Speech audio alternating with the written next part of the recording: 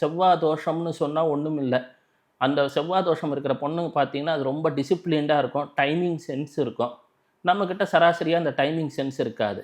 அப்போ அதுபோல் ஒரு பங்க்சுவாலிட்டி இருக்கக்கூடியது, ஒரு நேரம் தவறாமையை நாட்டு மக்களுக்கு போதிக்கும் ஒரு வாழ்க்கையிலே செவ்வாய் தசை முடிக்கும் பொழுது பெரிய யோகத்தை நாட்டுக்கு தந்துடும். ஆனால் எந்த ஒரு தசாபுத்தியும் ஆரம்பத்திலே சிக்கலை தர துவங்கினால் இறுதியில் முடிக்கும் பொழுது பெரும் நன்மையை தரும். தற்பொழுது வரப்போகிறது செவ்வாய் திசை. செவ்வாய் திசையிலே நாம் மக்கள் என்ன செய்ய வேண்டும்? 2 விஷயம் இருக்குது. ஏன்னா காலபுருஷ தத்துவத்திலே சிம்மத்திற்கு கேது வருகிறது. எப்பெல்லாம் சிம்மம் என்று சொல்லக்கூடியது 5ஆம் இடம் காலபுருஷ தத்துவத்தில் பதவியை குறிக்கக்கூடியது. பசித்திரு, தனித்திரு, விழித்திரு அப்படின்னு வள்ளல் பெருமான் சொன்ன மாதிரி பதவியில் இருக்கிறவன் எவனும் சரியாக சாப்பிட மாட்டான், தூங்க மாட்டான். அந்த பதவின்ற நாற்காலியை பிடிச்சிக்கிட்டு இருந்து தான் ஆகணும்.